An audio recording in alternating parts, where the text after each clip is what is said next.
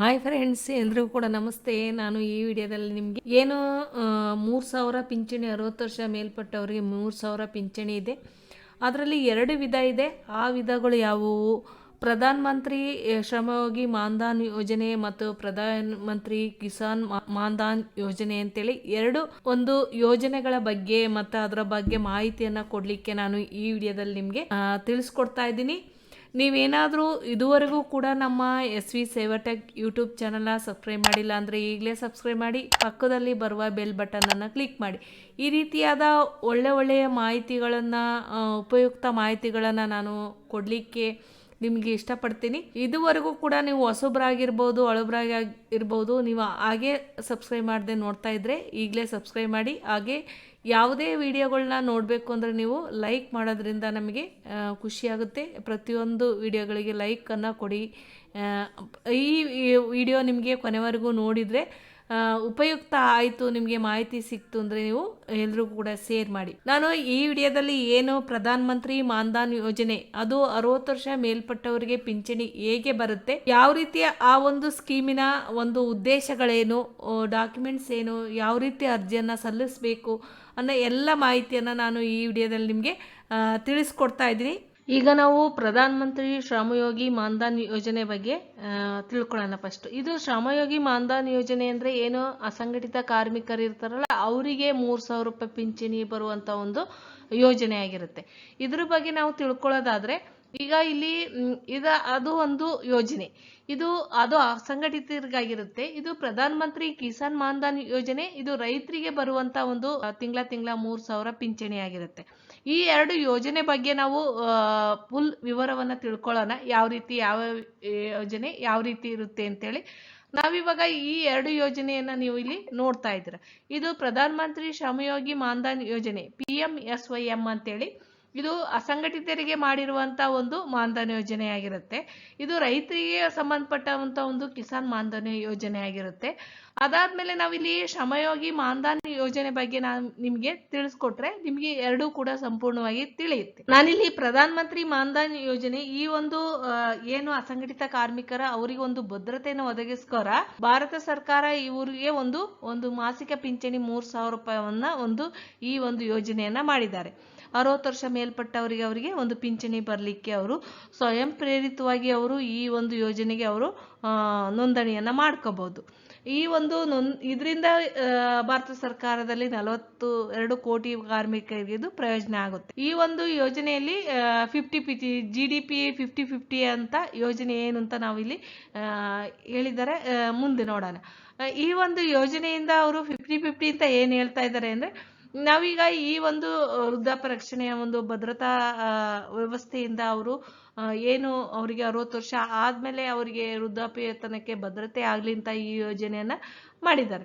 ಸ್ವಯಂ ಪ್ರೇರಿತವಾಗಿ ಅವರೇ ಇದನ್ನ ಅವರು ಬೇಕಂದ್ರೆ ಅವರು ಇದಕ್ಕೆ ರಿಜಿಸ್ಟರ್ ಮಾಡ್ಕೊಂಡು ಒಂದು ಸಣ್ಣ ಅಮೌಂಟ್ ಅನ್ನ ಉಳಿತಾಯ ಮಾಡ್ತಾ ಅವರು ಈ ಯೋಜನೆಯನ್ನ ಪಡಿಬಹುದು.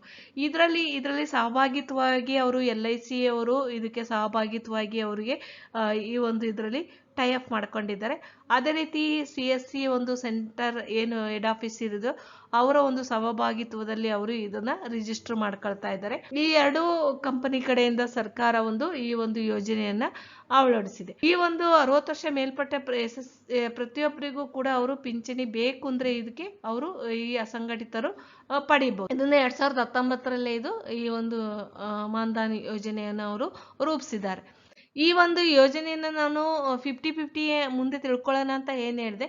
ನೀವು ಈ ಯೋಜನೆಗೆ ಅರ್ಹತೆ ಅಂದ್ರೆ ಏಜ್ ಇರಬೇಕು, 18ರಿಂದ 40 ವರ್ಷ ಏಜ್ ಇರಬೇಕು. ಈ ಒಂದು ಇದಕ್ಕೆ ರಿಜಿಸ್ಟರ್ ಮಾಡ್ಕೊಳ್ಳಿಕ್ಕೆ ಅವರಿಗೆ 60 ವರ್ಷ ಆದ್ಮೇಲೆ ಪಿಂಚಣಿ ಬರೋದು. ಆದ್ರೆ ಇದಕ್ಕೆ ರಿಜಿಸ್ಟರ್ ಮಾಡ್ಕೊಳ್ಳಿಕ್ಕೆ ಅವರು 40 ವರ್ಷದ ಒಳಗಡೆ ಇರಬೇಕು. 18 ವರ್ಷದಿಂದ 40 ವರ್ಷದ ಒಳಗಡೆ ಇರಬೇಕು. ಅವರು ಈ ಒಂದು ಇದಕ್ಕೆ ರಿಜಿಸ್ಟರ್ ಮಾಡ್ಕೊಂಡ್ರೆ ಅವರು 18 ವರ್ಷ ವಯಸ್ಸಾಗಿದ್ರೆ ಅವರಿಗೆ 55 ರೂಪಾಯಿ ಅವರು ಒಂದು ಖಾತೆಯಿಂದ ಅವರು ಆಟೋ ಡೆಬಿಟ್ ಅನ್ನ ಮಾಡ್ಕೊಳ್ತಾರೆ.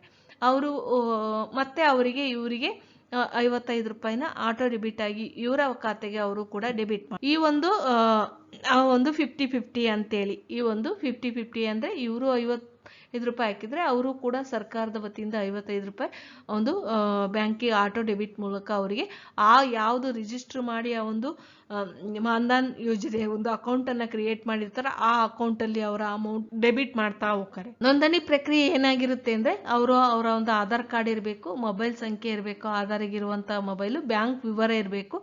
ಇದನ್ನ CSC CSC ಸೆಂಟರ್ಗಳಲ್ಲಿ ಇದನ್ನ ನೋಂದಾಯಿಸ್ಕೋಬಹುದು. ಪಿಂಚಣಿ ಹೇಗೆ ಅಂತಂದ್ರೆ 18ರಿಂದ 40 ವರ್ಷದ ಒಳಗಡೆ ಈ ಒಂದು ರಿಜಿಸ್ಟರ್ ಮಾಡ್ಕೋಬೇಕು. ಅವರಿಗೆ 60 ವರ್ಷ ಆದಮೇಲೆ 60 ವರ್ಷ ಆದ ತಕ್ಷಣವೇ ಅವರಿಗೆ ಈ ಒಂದು ಪಿಂಚಣಿ ಬರಲಿಕ್ಕೆ ಶುರು ಅವರು ಪಡಿಬಹುದು. 60 ವರ್ಷ ಆದ ತಕ್ಷಣ ಅವರು ಈ ಏನು 18ರಿಂದ 60 ವರ್ಷದವರೆಗೆ ಅವರು ಅಮೌಂಟನ್ನು ಸಣ್ಣ ಉಳಿತಾಯವನ್ನು ಮಾಡಿರ್ತಾರೆ. ಇದು ಸಣ್ಣ ಉಳಿತಾಯ ಅಂದರೆ ನಿಮಗೆ 18 ವರ್ಷದಿಂದ 40 ವರ್ಷ ಏಜ್ ಇದ್ದರೆ ನಿಮಗೆ 18 ವರ್ಷ ಇದ್ದರೆ 55 ರೂಪಾಯಿ ಕಟ್ಟಾಗುತ್ತೆ. ನಿಮಗೆ 40 ವರ್ಷ ಇದ್ದರೆ 200 ರೂಪಾಯಿ ಕಟ್ಟಾಗುತ್ತೆ ಮಂತ್ಲಿ. ಈ ರೀತಿಯ ಒಂದು ಸಣ್ಣ 200 ರೂಪಾಯಿ ಒಳಗಡೆ ಕಟ್ಟಾಗುವಂಥ ಒಂದು ಸಣ್ಣ ಅಮೌಂಟ್ ಆಗಿರುತ್ತೆ. ಇದು ಒಂದು ಅಸಂಘಟಿತ ಕಾರ್ಮಿಕರಿಗೆ ಇದನ್ನ ನಿಮಗೆ ಬೇಡ, ಮಧ್ಯದಲ್ಲಿ ನಮಗೆ ಇದು ಬೇಡಪ್ಪ, ನಮಗೆ ಈ ಒಂದು ಕಟ್ಟಲಿಕ್ಕೆ ಸಾಧ್ಯವಾಗಲ್ಲ, ಇದನ್ನ ಇಲ್ಲಿಗೆ ಸ್ಟಾಪ್ ಮಾಡ್ತೀನಿ ಅಂದರೆ ಓಕೆ, ಹಿಂಪಡೆಯೋಕ್ಕೆ ಅವಕಾಶ ಇರುತ್ತೆ. ನೀವು ಏನು ಅಲ್ಲಿವರೆಗೆ ಹಣವನ್ನು ಕಟ್ಟಿರ್ತೀರೋ ಆ ಒಂದು ಹಣಕ್ಕೆ ಆ ಒಂದು ಬಡ್ಡಿ ಬ್ಯಾಂಕಲ್ಲಿ ಎಷ್ಟು ಬಡ್ಡಿ ಇರುತ್ತೋ ಅಷ್ಟು ಬಡ್ಡಿಯನ್ನು ಸೇರಿಸಿ ನಿಮಗೆ ಖಾತೆಗೆ ಆ ಹಣವನ್ನು ಹಿಂದಿರುಗಿಸ್ತಾರೆ. 18 ವರ್ಷದಿಂದ ಎಷ್ಟು ವರ್ಷಗಳ ಕಾಲ ಈ ಒಂದು ಅಮೌಂಟನ್ನು ಕಟ್ಟಬೇಕು ಅಂತ ನೀವು ತಿಳ್ಕೊಳ್ಳೋದಾದರೆ, ನೀವು 18 ವರ್ಷದಿಂದ ಸ್ಟಾರ್ಟ್ ಮಾಡಿದರೆ ನೀವು 60 ವರ್ಷದವರೆಗೂ ಕೂಡ ಈ ಒಂದು ಹಣವನ್ನು ನೀವು ಕಟ್ಟಬೇಕು. 18 ವರ್ಷ ಅಂದರೆ 55 ರೂಪಾಯಿನ ನೀವು ನಿಮಗೆ 60 ವರ್ಷ ಆಗೋವರೆಗೆ ಪ್ರತಿ ತಿಂಗಳು ನಿಮ್ಮ ಖಾತೆಯಲ್ಲಿ ಅದು ಆಟೋ ಡೆಬಿಟ್ ಮೂಲಕ ಡೆಬಿಟ್ ಇಷ್ಟು ಕಟ್ಟಬೇಕಾಗುತ್ತೆ. ಯಾರು ಅರ್ಹರಲ್ಲ ಇದಕ್ಕೆ, ಈ ಒಂದು ಯೋಜನೆಗೆ ಯಾರು ರಿಜಿಸ್ಟರ್ ಮಾಡೋಕ್ಕೆ ಸಾಧ್ಯವಿಲ್ಲ ಅಂದರೆ ನೀವು PSI ESI EPF ಅಥವಾ IT ರಿಟರ್ನ್ಸ್ ಏನಾರ ಮಾಡ್ತಾ ಇದ್ರೆ ಕೂಡ ನೀವು ಈ ಒಂದು ಪ್ರಧಾನ ಮಂತ್ರಿ ಶ್ರಮಯೋಗಿ ಮಾನ್ಧನ್ ಯೋಜನೆಗೆ ಅವಕಾಶ ಇರಲ್ಲ ಅರ್ಜಿಯನ್ನು ಸಲ್ಲಿಸಲಿಕ್ಕೆ. ಯಾರ್ಯಾರು ಬರ್ತಾರೆ? ಬೀದಿ ವ್ಯಾಪಾರಿ ಆಗಿರ್ಬೋದು, ಚಿಂದಿ ಆಯ್ವರ್ ಆಗಿರ್ಬೋದು, ಆಟೋಗಳನ್ನ ಗೃಹ ಕಾರ್ಮಿಕರಾಗಿರ್ಬೋದು, ನೇಕಾರರಾಗಿರ್ಬೋದು, ದಿನಗೂಲಿ ಕಾರ್ಮಿಕರಾಗಿರ್ಬೋದು, ಕಟ್ಟಡ ಕಾರ್ಮಿಕರಾಗಿರ್ಬೋದು, ಕೃಷಿ ಕಾರ್ಮಿಕರಾಗಿರ್ಬೋದು, ಬೀಡಿ ಕಟ್ಟೋರಾಗಿರ್ಬೋದು, ಚರ್ಮದ ಕೆಲಸವನ್ನು ಮಾಡುವಂಥವರಾಗಿರ್ಬೋದು, ಬುಟ್ಟಿ ಎಣೆಯವರು, ಈ ರೀತಿ ಕುಶಲಕರ್ಮಿಗಳು, ಗೊಂಬೆ ಮಾಡೋರು, ಈ ರೀತಿ ಆಗಿರ್ಬೋದು, ಮೀನುಗಾರ, ಇವರೆಲ್ಲರೂ ಕೂಡ ಈ ಒಂದು ಪ್ರಧಾನ ಮಂತ್ರಿ ಶ್ರಮಯೋಗಿ ಮಾನ್ಧನ್ ಯೋಜನೆಯನ್ನು ರಿಜಿಸ್ಟರ್ ಮಾಡ್ಕೋಬಹುದು. ಯಾರ್ಯಾರು ಇದಕ್ಕೆ ಅರ್ಹರಿಲ್ಲ ಅಂತ ನಾನು ಅವಾಗಲೇ ಹೇಳಿದೆ, ಅದು ಕೂಡ ಸೇಮ್ ಇಲ್ಲಿ ಅದನ್ನೇ ಕೂಡ ಹೇಳ್ತಾ ಇದ್ದಾರೆ. ಅದೇ ರೀತಿ ನಾವು ನಾಮನಿರ್ದೇಶನ ಸೌಲಭ್ಯ ಕೂಡ ಇದೆ. ಈ ಒಂದು ಯೋಜನೆಗೆ ನೀವು ನಾಮಿನಿಯನ್ನು ಮಾಡ್ಬೋದು. ನಾಮಿನಿಯನ್ನು ಮಾಡಿದರೆ ನಿಮಗೆ ಮಧ್ಯಂತರದಲ್ಲಿ ಏನಾದರೂ ಅಂಗವೈಕಲ್ಯ ಅಥವಾ ಮರಣ ಹೊಂದಿದ್ರೆ ಆ ಒಂದು ನಾಮಿನಿಗೆ ಇವರು ಆ ಅಮೌಂಟನ್ನು ನಾಮಿನಿ ಮುಂದುವರಿಸಿದ್ರೆ ಅವ್ರಿಗೂ ಕೂಡ ಪಿಂಚಣಿ ಬರುತ್ತೆ.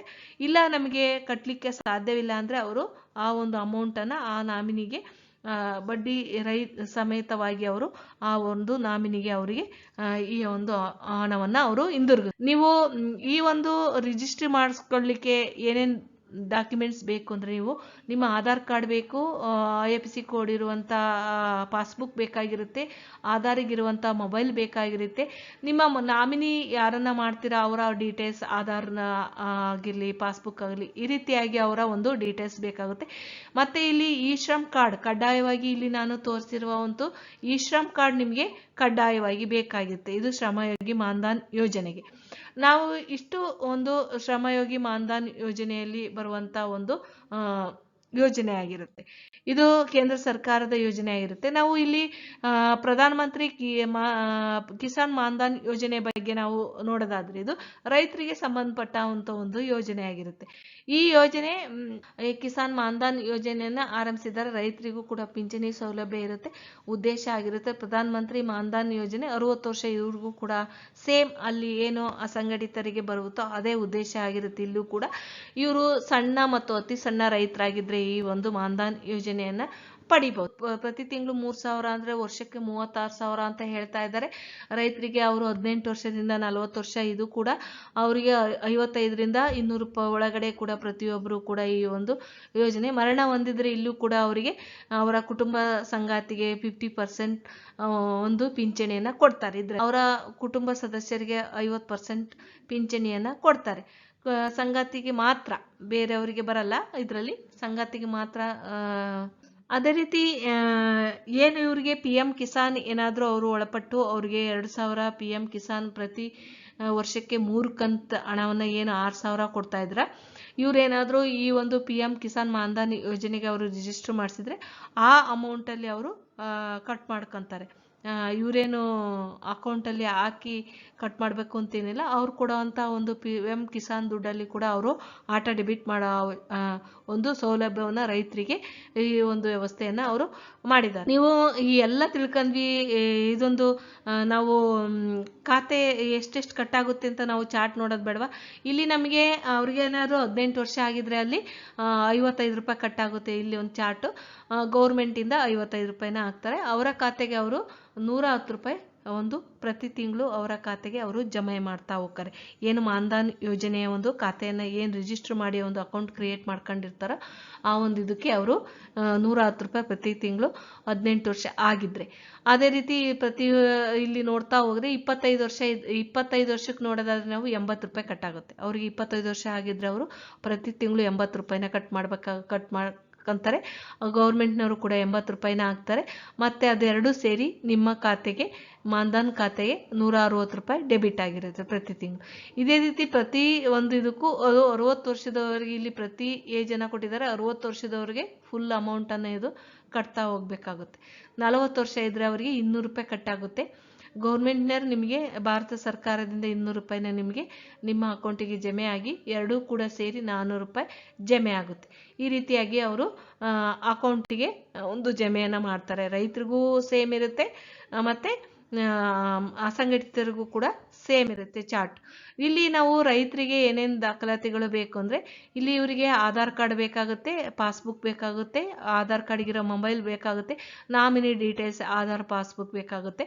ಇಲ್ಲಿ ಅವರಿಗೆ ಮಾನ್ಧನ್ ಯೋಜನೆ ಏನು ಶ್ರಮಯೋಗಿ ಮಾನ್ಧನ್ ಯೋಜನೆಗೆ ಇ ಶ್ರಮ್ ಕಾರ್ಡ್ ಬೇಕಾದರೆ ಇವರಿಗೆ ಆ ಇ ಶ್ರಮ್ ಕಾರ್ಡ್ ಅವಶ್ಯಕತೆ ಇರಲ್ಲ. ಇವರಿಗೆ ಇಷ್ಟು ದಾಖಲಾತಿ ಇದ್ದರೆ ಸಾಕು, ಅವರು ಒಂದು ಈ ಒಂದು ಪ್ರಧಾನ ಮಂತ್ರಿ ಕಿಸಾನ್ ಮಾನ್ಧನ್ ಯೋಜನೆಯನ್ನು ಅವರು ರಿಜಿಸ್ಟರ್ ಮಾಡ್ಕೊಳ್ಳೋ ಅವಶ್ಯಕತೆ ಇರುತ್ತೆ.